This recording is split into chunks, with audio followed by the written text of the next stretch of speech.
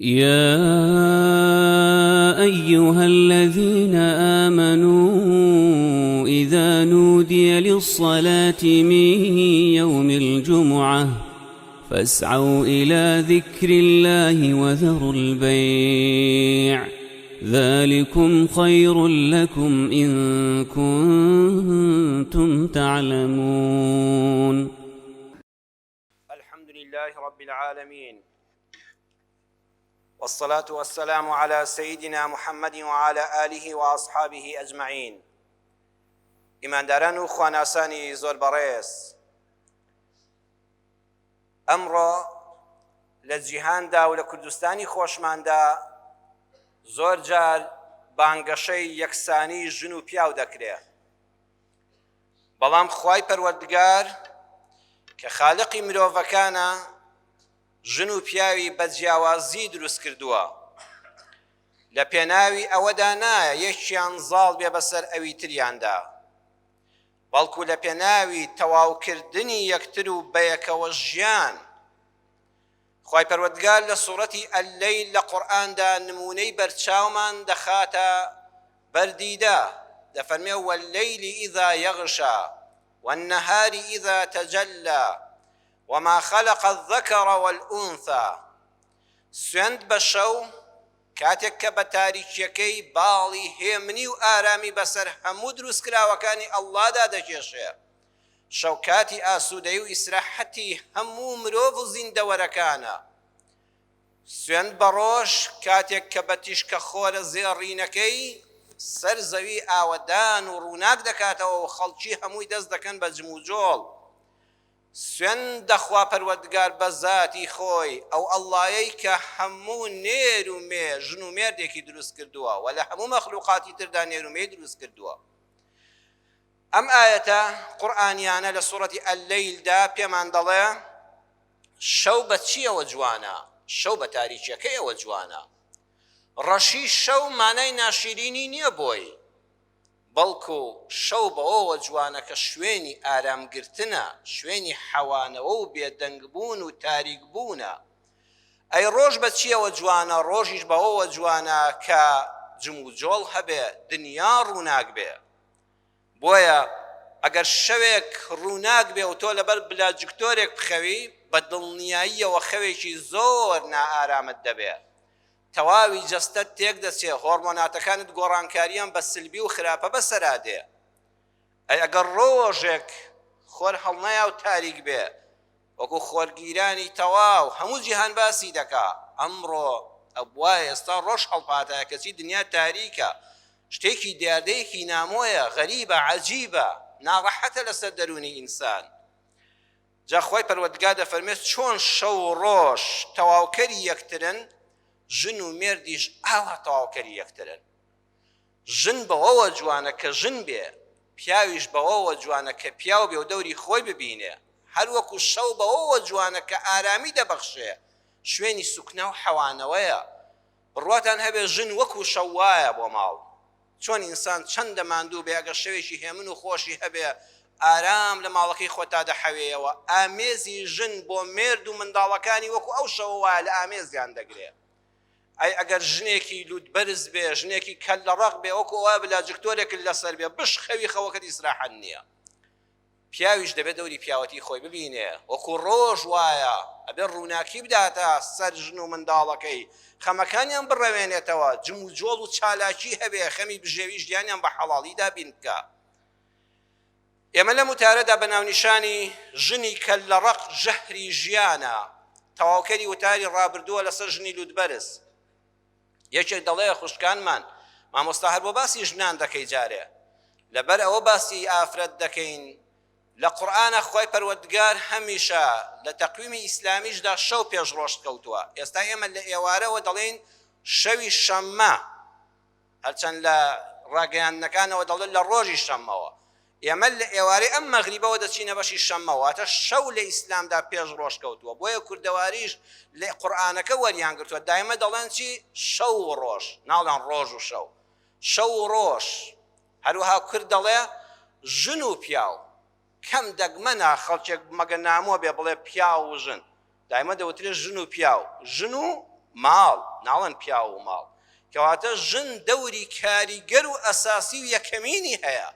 ئەوە بێحورمەتی نییە کەوا باسی ژن لە پێشەوە بکرێ بڵێن وا مەبە لە خراپەدا ئەوە ڕێزە بۆ تۆ یعنی تۆ زۆر گەورەی کلیلی سەرکەوتنەکان بەدەستی تۆوەیە نەیشکێنی و ماڵەکە لە خۆشگوزەرانی بێبەژنەکەی بەڕێزانم ئیماندارانی خۆشەویست کێشەی هەرە گەورەی ژن و مێرد کە پێکەوە نایان کرێ کە لە ڕەقیە کە لە ڕەقی لە نێوانی ژن و مێردا ئەو تارمای و سێبەرە ڕەشەیە کە باڵی ڕەشی تاریکی بەسەر خێزانەکە دەکێشێ کە لە ڕەقی لە پیاوەوە بێیان لە ژنەوە بێ پڕیشکێکی ئاگری بچووکە هەر ئەوەندە شەیطانی نەفرەت لێکراوی دوژمنی مرۆڤایەتی زانی ژن و پیا و یەکیان کە لە ڕەقە بەرامبەر یەکتریان بە تایبەت ژنەکە چونکە پیا و زیاتر چاوەڕێی لە ژن هەیە کە شەیطانی نەفرەت لێکرا و زانی ژن کە لە ڕەقە و مافی مێردەکەی نادا و حیسابی بۆ ناکە یەک پڕیشکێ ئاگر لە ماڵەکەیە دروست بووە بە ئارەزووی خۆی فوی لێ دەکا یەک کشتی بچوو کە جاری وایە لەسەر کە لە ڕەقی ژن دەکاتە تەلاق وەڵڵە هیچ زۆر بچووک بووە هەر شایانی ئەوە نیە باز بکرێ گەیشتونە دادگا و تەلاق و لیژنە فتوا شەرعیەکان و بە کەس و پیاوی بەڕێزی وەکو جەنابتان چاک نابێتەوە ئەوە شەیطان ئەو پڕیشکەی بۆ ڕێکەوتووە جاوەرە فوی لێکە و پشکوەکە گەشت بکە و ماڵەکەی پێ بسوودێنە زۆر ئاگادار بە کە لە ڕەقی ژن لەکوێوە سەرچاوە دەگرێت بۆ ژن کە لە ڕەق دەردەچێ یەکەمیان ژن وا دەزانێ ئەگەر کە لە ڕەقی بنوێنێ هێزێک پەیدا دەکا بەرامبەر پیاوەکەی دەبێتە دێوی قۆریەکەی علادین و هەرچی پێ بڵێ دەبێت بە قسەی بکە ئەم فکرە سەقەتەی لە مێشکایە ژن بۆیە بەردەوام دەوێت بە کە لە ڕەقی خۆی نیشانی مێردەکەی بدا کە داوای شتێکی کرد ڕەتبوونەوەی نەبێ وەی ئەم پیاوە بێنێتە شێڕکێفی خۆیەوە دووەمیان دایک و باوکی کە لە ڕەق بوون بۆ ماوەی زۆر تەئسیری هەیە هیوا هەیە دایکە کە لە ڕەقە هەیە لە باوکیەوە بۆی ماوەتەوە نەک بڵین هەر دایک باوکی پیاوێکی کە لە ڕەقی نەبیستە وەڵای ئەو ژنەش ئەو کچەش ئەوا دەرەچێت چۆتەوە سەر باوکی کە لە ڕەقێکە هیچ قسە ناچێ بە گوێیدا قسە بەس قسەی خۆیەتی سێمیان پەروەردەی هەڵا کچەکانتان بە ناس پەروەردەکەن خۆشەویستان ناسپێدان ناڵێم بە ناسپەروەردەکردن واتە ڕێزی بگرە لە کچێتیەوە لە منداڵیەوە سەرکۆنەی مەکە هەر کچێک لە ماڵی باوانیدا لە لای دایک و باوک و خوشک و براکانی لە ماڵی باوکیدا بەردەوام سەرکۆنە بکرێ بەردەوام بشکێندرێتەوە لەسەر هەموو شتێکی بچووک لێی تووڕەبینە یادی سەر هەڵدا هیچ ئازادیەکی شەرعی پێ نەدەی لەو کاتەدا لە کاتی شوکردنا لێی دەبێتە گرەیەکی دەرونی ئەم جا دەیەوێت تۆڵەی ژیانی ڕابردووی بکاتەوە بەکەل لە ڕەقی بەرامبەر بە مێردەکەی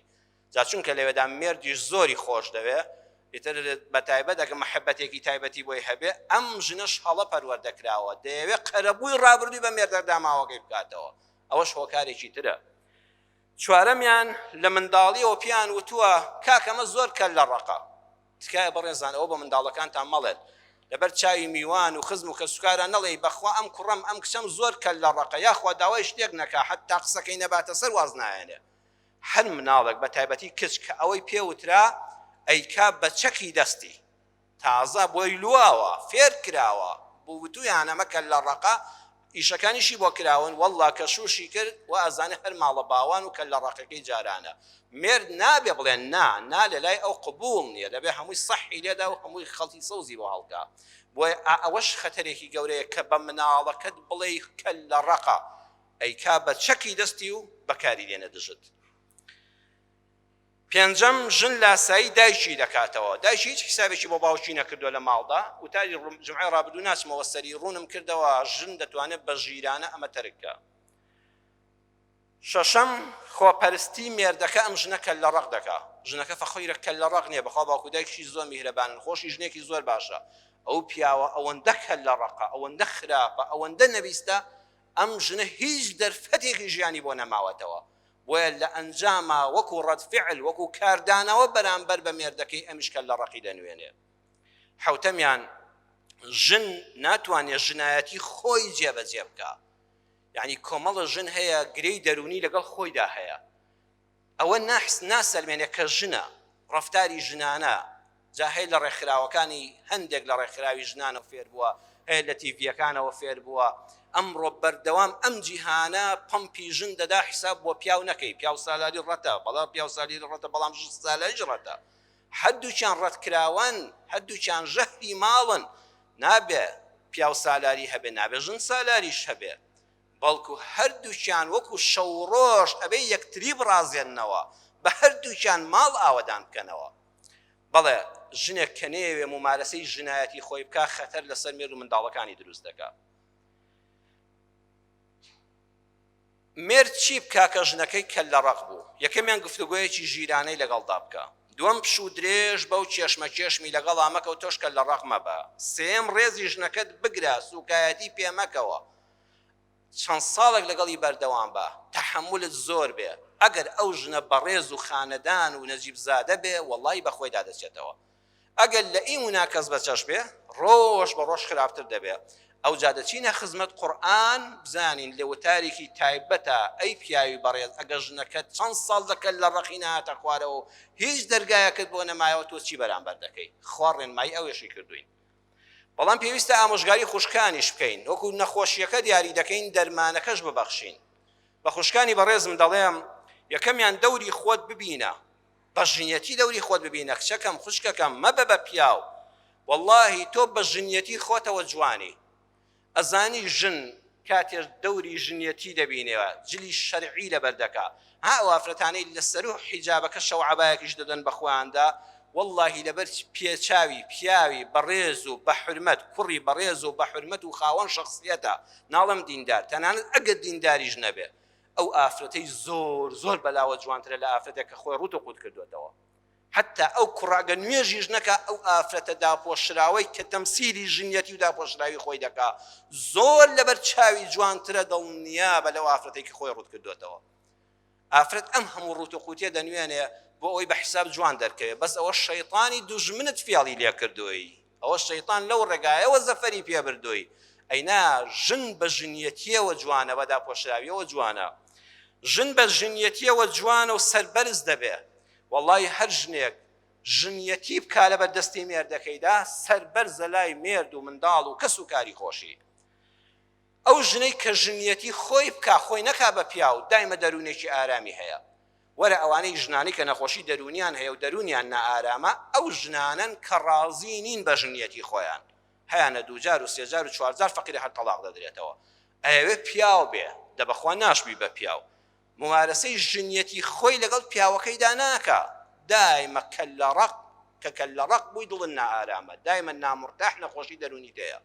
بەڵام ئەو ژنەی کەوا ممارەسەی ژنیەتی خۆی وەکو خۆی دەکا گوێڕایەڵێکە لە سنووری شەرعدا بۆ پیاوەکەی دەزانێت ژنە و ئەم پیاو نییە واللهی دایمە دڵی ئارامە لە نەخۆشیە دەرونیەکان زۆر زۆر بە دوورە زۆر دڵ و دەرونێکی مرتاحی هەیە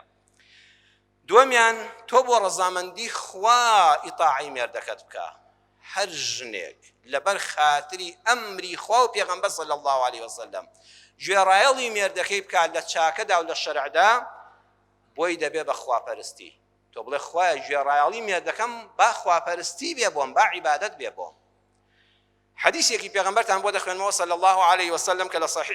صحيح ابن حبان دهاتو وشيخ الباني لصحيح جامعة دفرمي صحيحة رسول الله صلى الله عليه وسلم دفرمي إذا صلت المرأة خمسها وصامت شهرها وحفظت فرجها وأطاعت زوجها قيل لها ادخل الجنة من أي أبواب الجنة شئت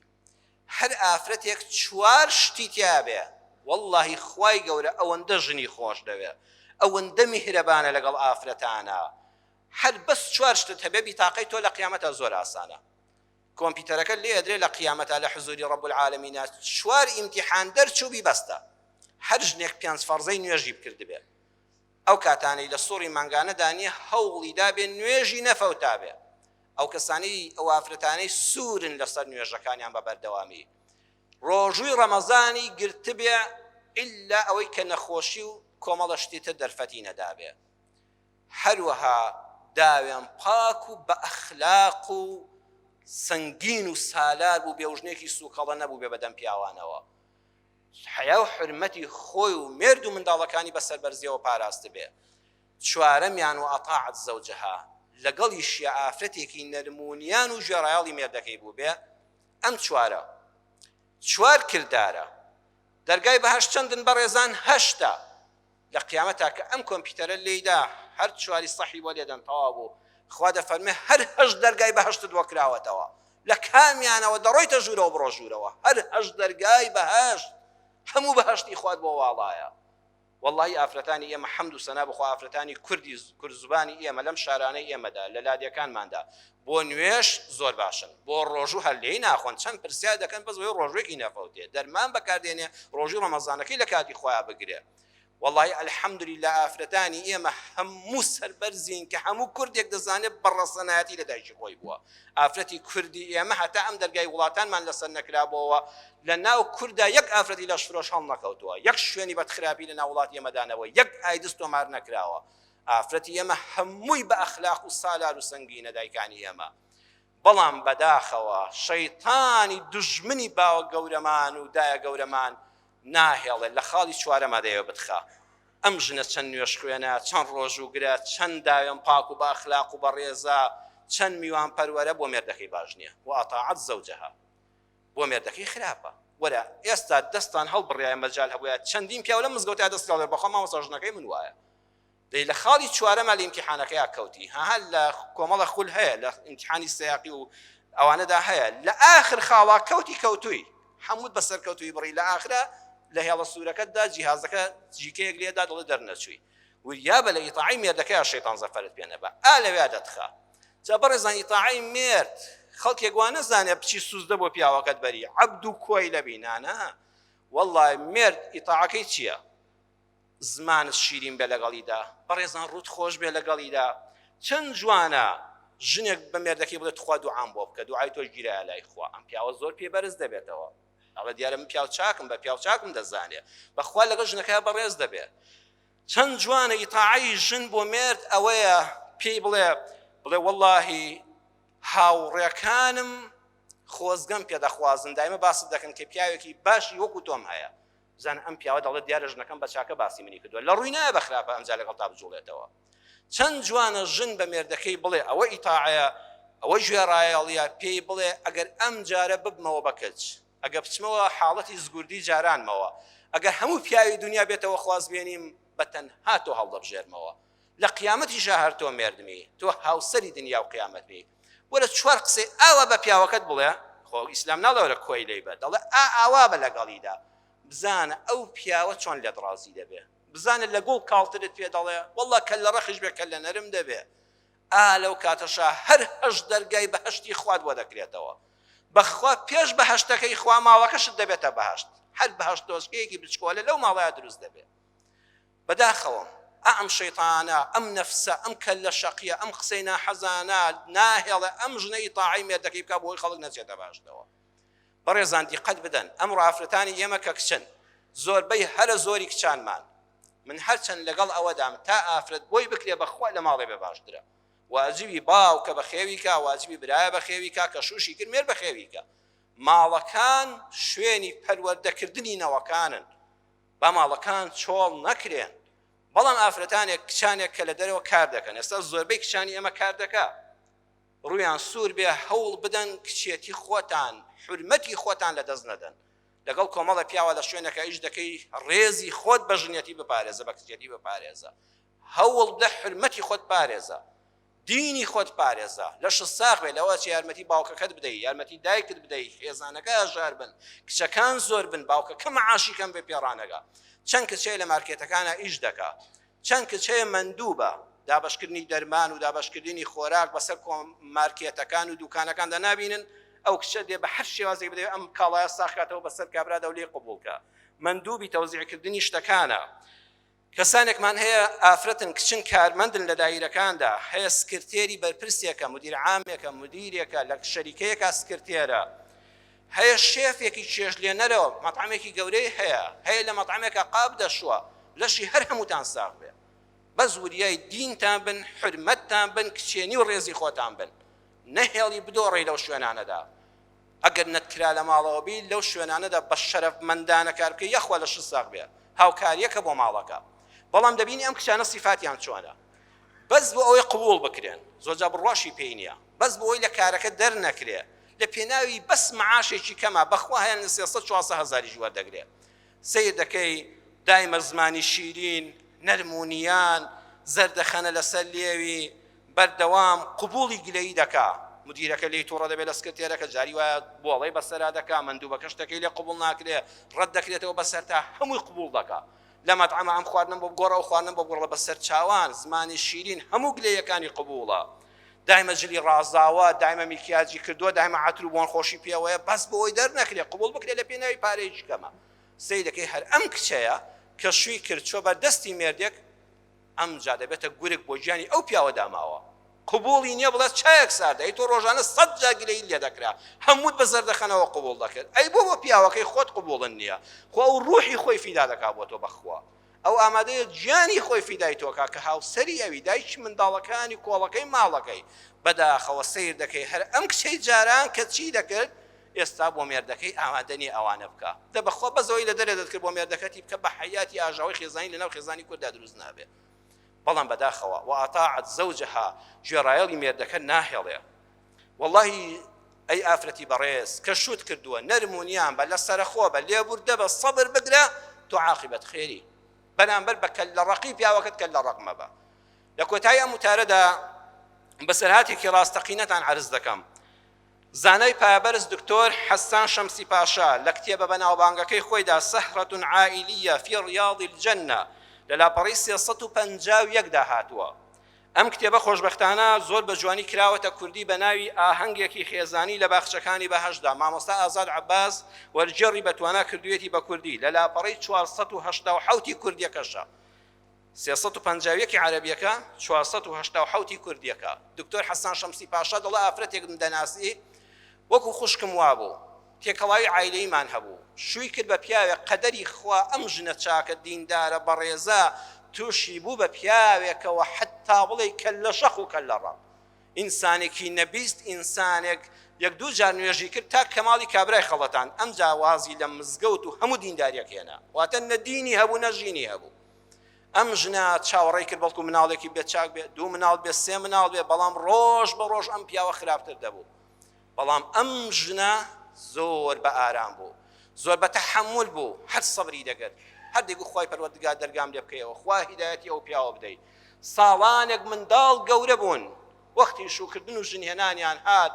ئەم ژنە ڕۆژێک ماڵی بەجێنە هێشتوونە تۆرە ئەی ژنی بەڕێز ماڵەکەت عەرش و کورسی دەسەڵاتی تۆیە تۆ دیقەت بدە ئەم دەسەڵاتدارانەی کە پیاون لەسەر کورسی دەسەڵاتن ئەم هەموو قسەیان پێدەوترێت لەلایەن معارەزەوە نوکتیان لەسەر دەکرێت دەیان کەناڵ قسەیان لەسەر دەکا گرتە ڤیدۆیان لەسەر دەگیرێ کورسەکان واز لێ دێنن تووڕە دەبن بڵێن وازی لێ دێنین کە ناڕەواشە وەکو سیکۆتیم پێوەی دەنووسێ خوێنی خۆی لەسەر بڕەژێ و کورسێ بەجێ نایەڵێ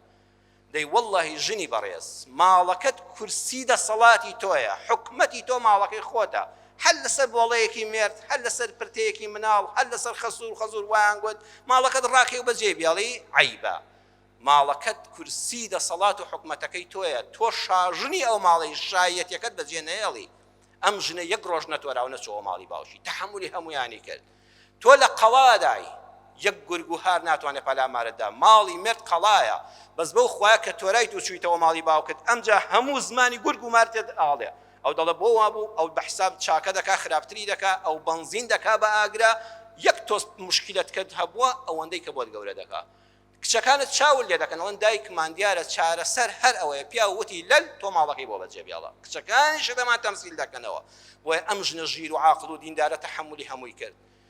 هەتا گەیشتە ڕادەیەک لە ناو سکیا وەرەمێکی سامناک و سەرەتاناوی و شێرپەنجە دروست بوو زۆر بە ئازارەوە تلایەوە وەختی سەرمەرگی بوو منداڵەکانی و مێردەکەی و کە سوکاری لە دەوری بوون بانگی منداڵەکانی کردن و ماچی کردن و وتی گردن تا نازە بێ ڕۆڵەکانم بەس یەک نەسیحەتم هەیە یەک وەسیەتم هەیە یەک وەسیەت وتیان دەبێت دایکمان بڵێت چی ئەزانن خۆت ئاگایان لێ باوکی چەند خراپ بووە لەگەڵیا باوکیان چەند خراپ بووە لەگەڵیا وتی تو خوا ڕۆڵەکانم لە دوای مردن ئاگاتان لە باوکتان بێ ئاگاتان لە باوکتان بێ بە تەنیا مەیهێڵنەوە ئەبێ نازی منیش کچەکانم بە باوکتان ببەخشن کوڕەکانم دەستی باوکتان ماچکەن لە خزمەت باوکتان دابن دوای وتی ئێوە بەجێمان بێڵن دوو قسەم لەگەڵ باوکتانە هەیە بە تەنیا پێیوت پیاوەکەم ڕاستە خراپ بووی لەگەڵما بەڵام من دووشتت پێ دەڵێم یا ڕەبی خوا لێت خۆش بێ و گەرنت ئازابێت لە هەموو ئەو خراپانەی بەرامبەر بە من کردوتە یا ڕەبی خوا هیدایەتت بدا و بتجێڕێتەوە سەر ڕێگەی ڕاست بەبێ ئیمانی و بەبێ نوێژکردن نەچێەوە دیوانی خوا یا ڕەبی خوا بتجێڕێتەوە سەر ڕێگای ڕاست ئەڵێ هەناسەیەکی هەڵکێشا و چاوە نەرمەکانی لێگنا و ڕوحی دەرچوو ئەو پیاوە حەسرەتێک لە دڵیا بوو ژنێک ئەو هەموو خراپەیە ڕۆژە بە کەل لە ڕقی وڵامی منی نەدایەوە بەرامبەر بە خراپە لێبوردنی هەبوو ئەو پیاوە چەند ڕۆژێکی نەبرد دوای پرسەکە خۆیشت و ڕووی کردە مزگەوت و بوو بە یەکێک لە ساڵحترینی پیاوەکان دەستی میهرەبانی ئەمجا بەسە کڕۆکچەکانی دادێنا لە هەموو مەجلیسێکا باسی چاکەکانی ژنەکەی و خراپی خۆی دەکرد دەیگوت یا ڕەبی خوا لێم خۆش بی یا ڕەبی خوا لەو ژنەم خۆش بی خوا لە بەهەشتیشا بەس دەمەوێت لەم دنیا بڕۆمە دەرەوە بۆ ژنەم شاد بمەوە واللهی ئافرەتێک کە کەل لە ڕق نەبێ ئاخری عاقبەت خێرە ئێستا ژنێک دەڵێ بریابی وتا لە جەهەنەما خوا تۆڵی منت لێ بکاتەوە نا ئەو ژنە بەو نەرمونیانی و لێبوردەیە قازانجی کرد چونکە ئەو پیاوە دواتر هەر نوێژێکی کردبێ ئەو ژنە لە قەبرەکەیاتیا بەشدارە لە قیامەتەتیا بەشدارە ئەو منداڵانە سەرگەردان نەبوو باوکیان بوو بە ساڵح و خواناس بەرهەمەکەی هەر بۆ دایکیان دەگەڕێتەوە بۆیە بەڕێزان بابەتی کەل لە ڕقی ئافرەت ژەهرێکی کوشندەی ناو ماڵەکان و ژیانمانە هێشتا بابەتەکە ماوێتی لەگەڵماندا بن بۆ جومعەی داهاتووی ئینشاء الله تعالی یا ڕەبی خوا ڕەحممان پێ بکەی پەروەردگارە لە نەرمونیانی بێبەشمان نەکەی یا ڕەبی خوا سیفەتی سەبر و تەحەمولمان پێ ببەخشی پەروەردگارە ژن و مێردەکان هەموو بەختەوەرکەی ناکۆشی خێزانی لە ناو خێزانەکانماندا لابەری یا ئەرحەم الراحمین ئەوانەی نەخۆشن شیفای بەخێریان بۆ بنێری ڕەحم بە حاڵی هەموو لایەکمان بکەی آمین آمین والحمد لله رب العالمين يا أيها الذين آمنوا إذا نودي للصلاة من يوم الجمعة فاسعوا إلى ذكر الله وذروا البيع ذلكم خير لكم إن كنتم تعلمون